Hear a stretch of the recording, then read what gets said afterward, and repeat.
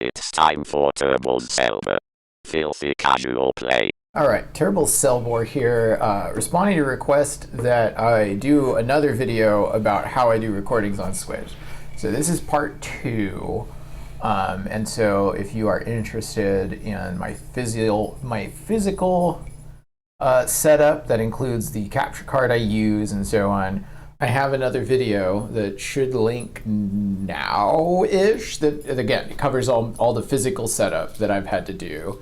But I think what the question that people were asking was more related to the software side. So first off, I'm recording everything on Fedora Linux, and I strongly recommend that you do that. Maybe not necessarily Fedora, but do it on Linux. It's a little easier to set up so that you're not wasting a bunch of processor and memory trying to maintain Windows or Mac OS. It's not that they're like, well, maybe in Windows case it's not a very good OS, but the tendency among kind of those two OSs in particular is there's a lot of like extra things always running in the background, and you don't really have control over turning those off. So first off, I'm going to just go ahead. So this is Fedora Linux. Let me zoom out.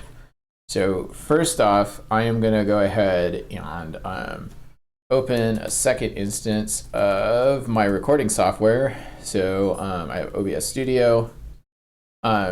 So there's obviously like a giant constant repeat because I'm recording my screen. But you can see here, OBS is also known as Open Broadcast System or Studio, something like that. It's available on Mac OS and Linux. If you are a Linux user, it is available through FlatHub, so you can pretty much get it anywhere at all. So what I do once I have my physical setup is I have to basically create my sources, right? So I have the audio capture for a device that's not available because I don't actually have it plugged in. I have a video capture for my capture card, which my switch is plugged into. And then I have down here, it's not visible over here as a source, but I have the microphone that I'm using to record right now. So I just have like a $10 Target like lapel microphone. But because of how I recorded it, you can get some pretty good quality. So first off, you're going to notice in OBS, I have some filters. So let's go ahead and look at the filters.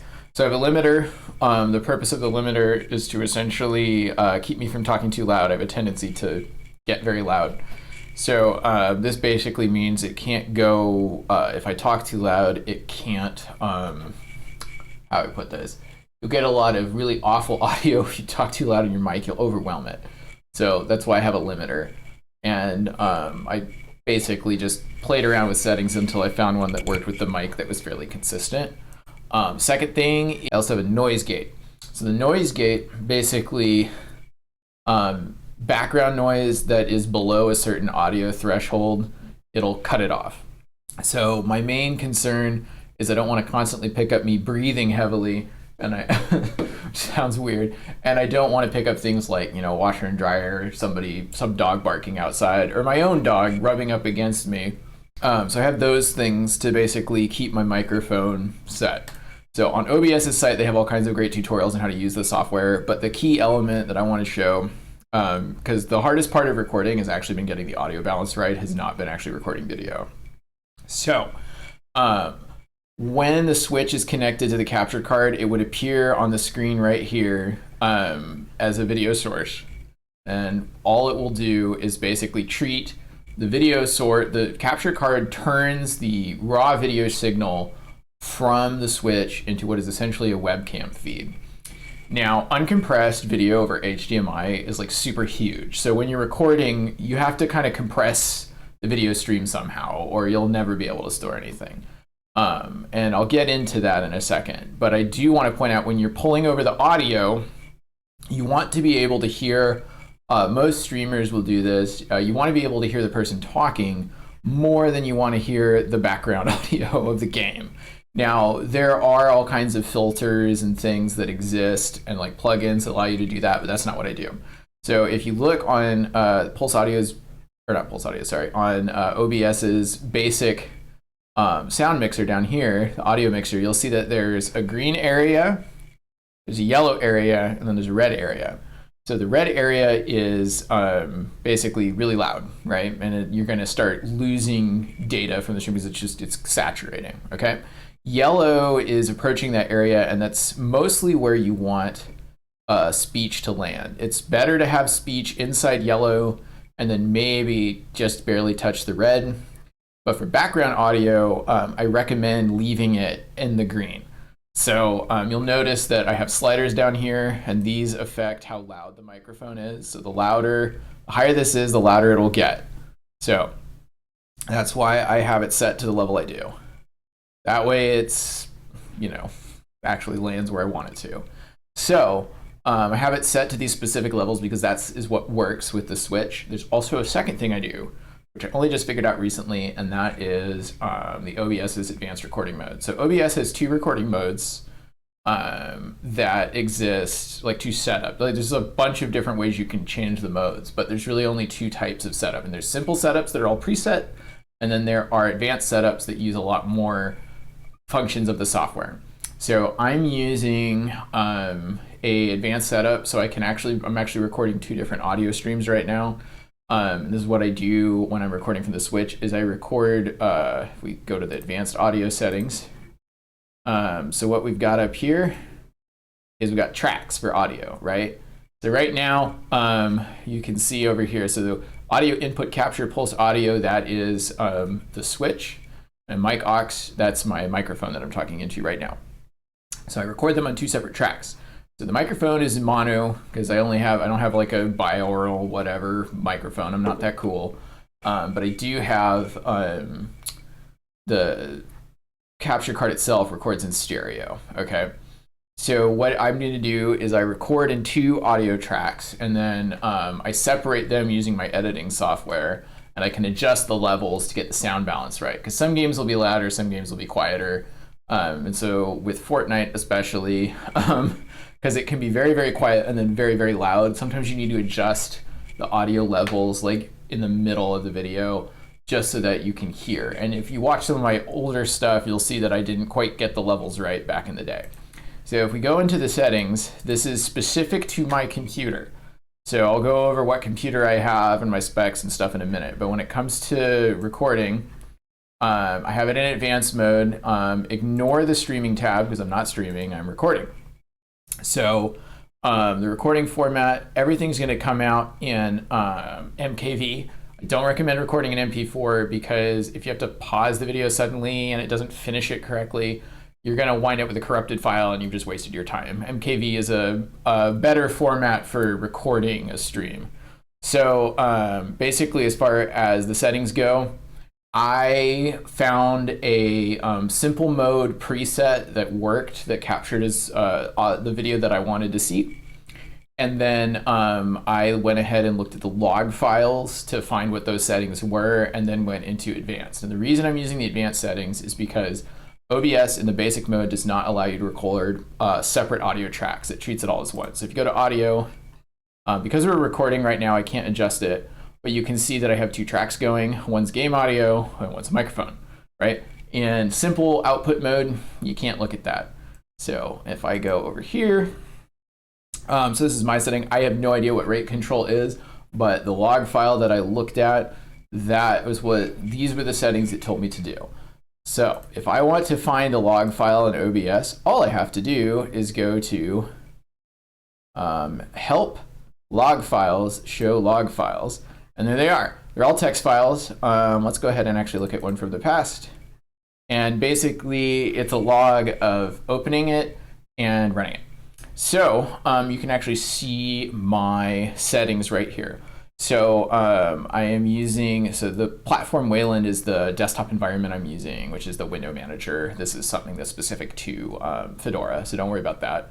So I have a CPU name. I have a Ryzen 5 4500U it says with Radeon graphics. Specifically, it's the Renoir version, which is kind of the default onboard graphics. It's the mobile version. So Ryzen 5, 6 cores, 1.5 gigahertz, give or take. And then I have 32 gigs of memory. The reason that I have so many is because if I'm going to be running, I wanted as much memory and processor speed as possible to do the recording. As far as graphics cards go, with this setup, I have to rely heavily on the CPU to do the heavy lifting because the Renoir's built-in encoder is not very good.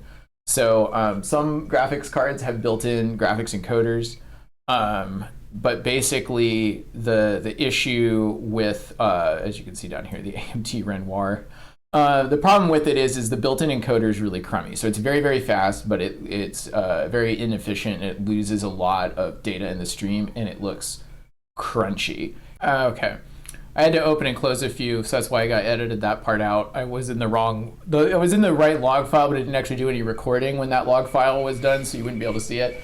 So basically how I got my advanced recording settings that worked is I went into the log file. So here's at the top where all that stuff was. And now let's go ahead and zoom down over here to this part, which talks about encoder. So I'm using the software recording, and it tells you the presets I used to get the video quality that I did. So this is where I got rate control and how many, I don't know, the CRF number and all this stuff, right? So that's how you kind of clone. If I would recommend using the presets till you find one that gets you the frame rate and kind of the audio quality that you want, and then going into the log to get the settings here, which I will highlight, and then putting those into the advanced version. It's going to be different for every single computer because everything's optimized a little differently. So that is how I actually record on the Switch. But that's not the entirety of the story because you have to have more than just the recording, right? So I'm outputting an MKV file, which is not compatible with YouTube. If you watch my channel, you know I have like an intro video, an outro video, and I've mentioned that I do edits. You've seen edits and cutting, and so you have to have editing software. And I've never, YouTube supposedly has some built-in ones for it. I never have used it, and I wouldn't really trust Google with that info anyway. So let's go ahead and take a look-see. I am actually going to go over here. So how I'm going to do this is I'm going to go ahead and open up the editing software I use, which is Shotcut. And so by default, the screen will pop up. Now you can see all these projects over here from me doing videos. But I'm going to open up this one that I made already. So this is basically a test run. So by default, you enter into the editing view. There are people who have made much better tutorials about Shotcut compared to me, but I'm going to show you this because I want to kind of convey all that goes into this. So for recordings, you can see over here, I have a bunch of MKV files. So I'm actually going to go ahead and open this MKV file.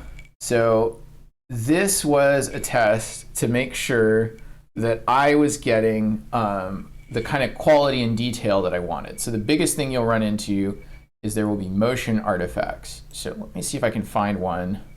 I might have deleted all my crummy videos.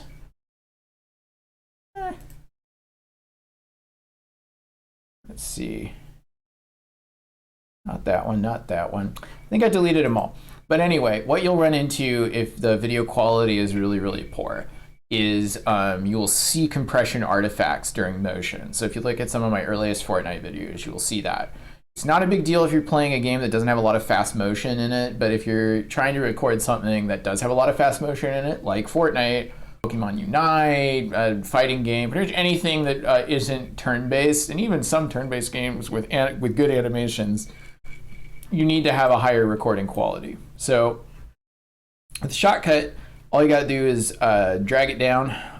So just grab it, pull it down, and then it's on your timeline, and you can do all kinds of fun things with it. But so to do editing, people have asked how I get it to look like it does, right? Because if you just record raw video from the Switch, it doesn't always look like it does when I'm in my final videos. Part of that is because I do use some filters. So if I go over on the little filters button, run over here, I can hit the plus, and it gives me a whole list. So I'm actually going to adjust brightness. I do this on every video. I found a setting that I think works for me, And the reason I picked really, really bright like this is because whenever I view it on a video, I hate when I see videos that are really dark and I can't see detail. So that's why I do it this way. So I usually apply that to the main video file. And because I record all in one session, I usually like chop it up and get things on and off the end. So you can do things like drop a scene by pressing S. Creates a little frame break. And then all you do is highlight it, delete, and delete. Now the video is smaller. So the other thing I want to do is I want to pull out the audio. So I'm going to detach audio. There we go. And then I'm going to make an extra audio track. Track operations, my goodness. Let's go down here.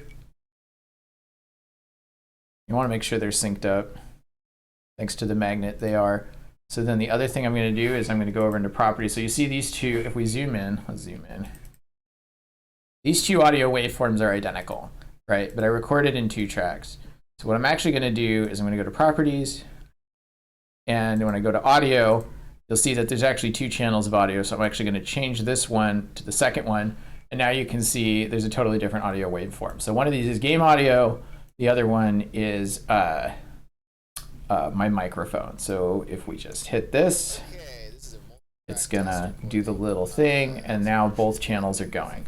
So the nice thing is you can then, let's say that I didn't like the microphone sound and I thought it was too high. What I can do is I can actually go into filters and add a filter to this audio track and adjust the gain. So gain volume, I can lower that. I can basically normalize it between the 2 tracks. So this way I get the game audio and the microphone audio to be in balance with each other. And I can also do things like specific sections. I can change the amount of filter. So you see down here, gain volume filter minus 11.5, 11.6, 11.6, right? So let's say I want this part to be louder. I can change I basically get rid of the filter. You can just do that by clicking that. So now the audio will be quiet, and then it will jump up, and then it will go back down. So it's basically how I edit videos. So that is essentially all there is to recording. Now actually creating a video, so once you've completed your timeline and done your edits, you can go ahead and export it.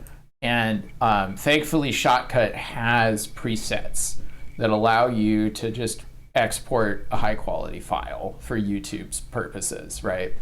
So I don't really use the advanced encoder settings because I don't really need to. I've found that the preset, once I get it into Shotcut, is okay. So I'm gonna go ahead and exit that. So a couple of things where to get this software. So first off, again, I'm using Fedora 35. You can get it for free. It will work on most computers that are like within the last 5 years.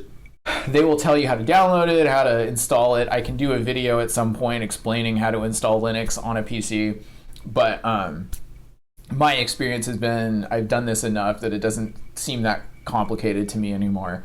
So basically all you got to do is you download their, if you're not using Linux, you can just use their media writer tool.